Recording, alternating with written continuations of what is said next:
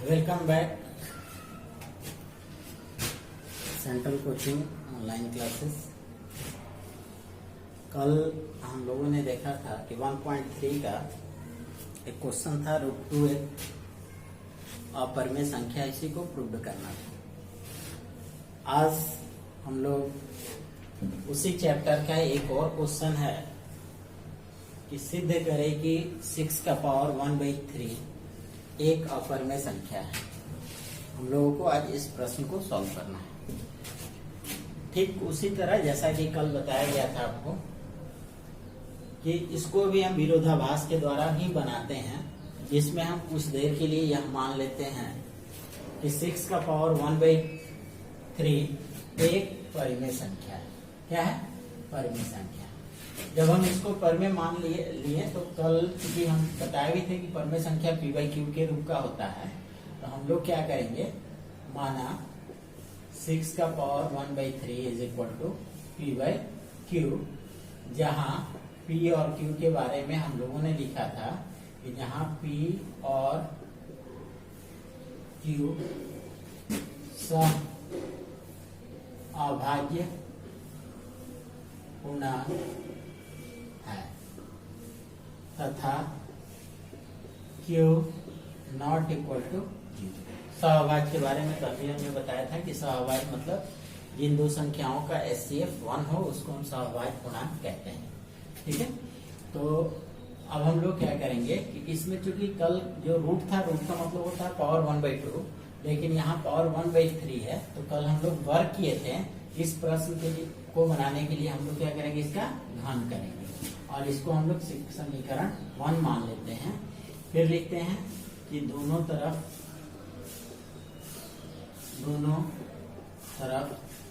घन करने पर,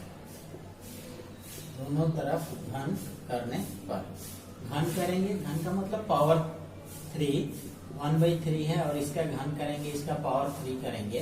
फिर p/q है, इसका पावर भी 3 करेंगे। ये 3 कैंसिल होकर के 6 हो जाएगा और यहाँ pq/q का पावर q मतलब 3। इसको क्रॉस मल्टीप्लीकेशन करेंगे तो 1 से pq 6 इंटू q का पावर 3। ठीक है, इस इक्वेशन से हम लोग एक निष्कर्ष निकालते हैं कि इसका मतलब होता है 6 इंटू q का पावर 3 इज इक्वल टू है pq। इसका मतलब हुआ कि 6 जो है वो pq को विभाजित करता है,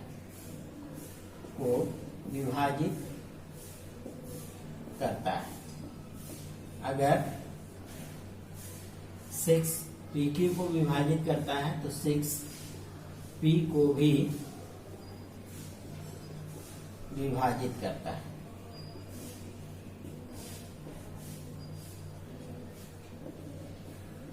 अब हम लोग यहाँ एक काम करेंगे कि इसको हम लोग समीकरण इक्वेशन 2 मान लेते हैं और इसको 3, जो कि आगे काम आएगा। अब स्वाभाविक है कि 6 अगर p को विभाजित करता है तो किसी टाइम 1 बार, 2 बार, 3 बार, 4 बार 6 के टेबल में p आता है, ये तय है। तो हम कह सकते हैं कुछ देर के लिए फिर मान लेते हैं, माना कि p बराबर 6k, मतलब 6 का टेबल k बार, जहाँ k के बारे में हम लिखेंगे जहाँ k कोई धनात्मक पूर्णांक है। क्या है? धनात्मक पूर्णांक है। ठीक है, जहाँ k कोई धनात्मक पूर्णांक है। तो 6 का टेबल हम लोगों ने कितनी बार पढ़ा, तो k बार, तो हमारा क्या मिल रहा है, 3। अब हम लोग इसको फिर से हम घन करेंगे। इसको घन करने पर p का पावर भी 3 हो जाएगा और 6 का टेबल 3 बार पढ़ेंगे हम लोग, तो 6 का पावर 3 बार पढ़ने से क्या होता है, 6 का पावर 6 इंटू 6 इंटू 6 मतलब 216 k का पावर 3 हो जाएगा। ठीक है, अब यहाँ हम लोग इक्वेशन 1 में देख रहे हैं कि pq is equal to 6 into q का पावर 3। ठीक है, यहाँ हम लोग 216 इंटू k का पावर 3 लिखेंगे। ठीक है, ये कहाँ से आ गया, तो फ्रॉम फर्स्ट इक्वेशन। फर्स्ट में हम लोगों ने देखा है कि pq की जगह 6 इंटू q का पावर 3 है, तो लिख दिए। 6 से 216 कट जाता है 36 टाइम, मतलब q का power 3 is equal to 36 into k का पावर 3। और फिर इसको हम लोग ऐसे भी लिख सकते हैं कि 36 में KQ से इंटू करने से Q का पावर 3 आ रहा है, तो हम लोग कह सकते हैं कि 36 Q का पावर 3 को विभाजित करता है। जब 36 Q का पावर 3 को करता है तो 36 Q को भी विभाजित करता है। अब चूंकि 36 Q को विभाजित करता है तो 36 के टेबल में 6 के टेबल में 36 आता है, तो 6 भी, अतः हम कह सकते हैं कि 6 भी Q को विभाजित करता है। इसको हम लोग इक्वेशन 1 2 ये रहा, और यहाँ हम लोग इसको चाहे तो 3 मान सकते हैं, और इसको हम लोग इक्वेशन 4 मान लेंगे। फ्रॉम इक्वेशन, यहाँ हमारा कौन सा इक्वेशन है, यहाँ हम लोग 6p को विभाजित करता है, इक्वेशन 3 है, तो हम लोग फ्रॉम थर्ड एंड, जब ये 3 है तो यहाँ हमारा इक्वेशन कौन सा हो जाएगा 4, और ये हमारा इक्वेशन है 5। फ्रॉम 3 एंड 5 मतलब समीकरण 3 और 5 से, इन 3 को देखिए और 5 को देखिए। 3 में हम लोगों ने कहा कि 6p को विभाजित करता है, और फिर 5 इक्वेशन 5 को देखते हैं तो ये कह रहा है कि 6pq को भी विभाजित करता है।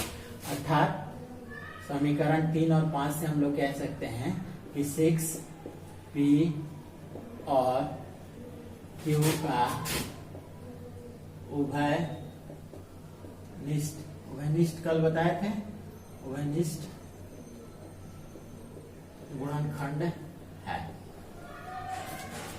अर्थात 6p और q दोनों को विभाजित करता है। तो जबकि हम लोग यहाँ p और q के बारे में क्या लिखे थे कि सहअभाज्य पूर्णांक है, सहअभाज्य पूर्णांक है तो वो किसी दूसरी संख्या से कटना नहीं चाहिए। जबकि यहाँ हम लोगों ने दिखाया कि समीकरण 3 और 5 में 6p और q का उभयनिष्ठ गुणनखंड है, इसका मतलब हुआ कि 6p और q को विभाजित करता है। तो इस आधार पे हम कह सकते हैं कि अतः हमारा मानना गलत है कि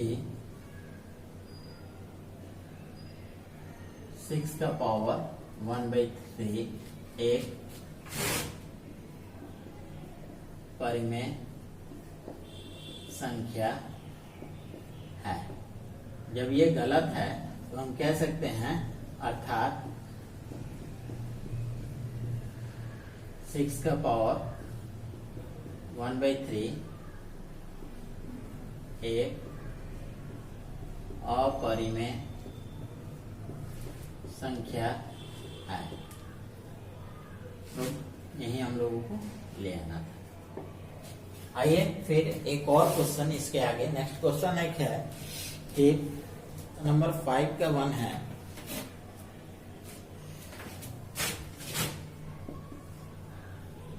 आपको दिखाना है कि 6 प्लस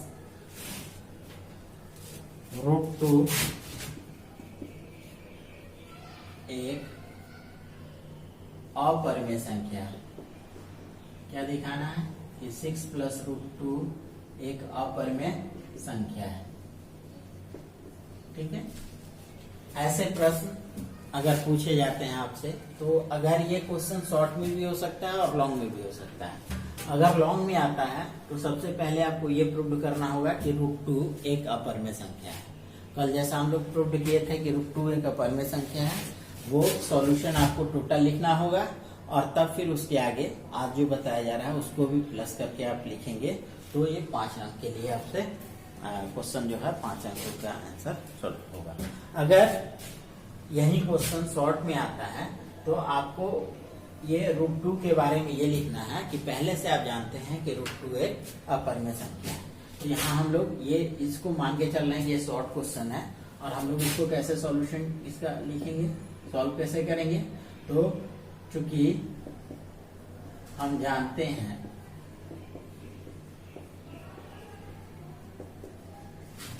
कि √2 एक अपरिमेय संख्या है। क्या है? अपरिमेय संख्या है। ये पहले से हमको याद है। जब हम 6 + √2 की बात करते हैं तो फिर यहाँ हम लिखते हैं इसको। अब 6 के साथ जब √2 है तो कुछ देर के लिए फिर इसको भी हम लोग क्या मान लेते हैं, यह भी एक परिमेय संख्या है। तो संभव हो तो माना कि 6 + √2 एक परिमेय संख्या है। क्या है? परिमेय संख्या है। जब इसको परिमेय संख्या है तो फिर से हम लोग इसको क्या मानेंगे कि 6 + √2 बराबर p/q, जहां p और q क्या है? पूर्णांक है। क्या है? पूर्णांक है। तथा q ≠ = 0। ठीक है? परिमेय है तो हम लोग इसको p/q मान लेते हैं और pq क्या होता है? पूर्णांक होता है, जहाँ q ≠ = 0 है। अब हम लोग इसको सॉल्व करते हैं। ये इक्वल टू हम लिखेंगे 2 बराबर p/q और 6 दूसरी तरफ जाएगा तो क्या होगा? -6। इसका एलसीएम क्या हो जाएगा? q, और यहाँ p - 6q = क्या है? √2। यहाँ हम लोग देख रहे हैं ये √2 क्या है?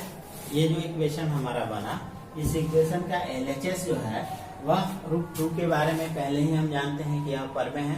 जबकि PQ अगर पूर्णांक है तो ये टोटल क्या हो गया? जब हम PQ पूर्णांक है तो p - 6q/q को हम क्या बोलेंगे? यह भी एक परिमेय संख्या है। तो एक ही इक्वेशन के का LHS जो है अपरिमेय है, और जबकि RHS परिमेय है। कि चूंकि समीकरण 1 का LHS एक अपरिमेय संख्या है। क्या है? अपरिमेय। LHS मतलब √2 एक अपरिमेय संख्या है, जबकि 6 जबकि RHS जो मतलब 6 - p - 6q/6, जबकि RHS एक परिमेय संख्या है। ठीक है? मतलब एक ही इक्वेशन में इसका LHS क्या है? अपरिमेय है, जबकि RHS क्या है? परिमेय है। तो इस आधार पे हम कह सकते हैं कि ये संभव है ही नहीं कि एक ही इक्वेशन का LHS और RHS एक अपरिमेय है और एक परिमेय है। तो ये इसको हम लोग कहेंगे अतः हमारा मानना गलत है। अतः हमारा मानना गलत है कि क्या मानना गलत है? कि 6 + √2 एक परिमेय संख्या है। जो हम लोग यहाँ पे इसको परिमेय माने थे कुछ देर के लिए, तो ये हमारा मानना क्या है? गलत है। तो जब ये गलत है तो सही क्या है? अर्थात 6 + √2 एक अपरिमेय संख्या है। अपरिमेय संख्या। इस तरह आपका सॉल्यूशन यही आपको प्रूव करना था, दिखाना था। That's all. Thank you very much.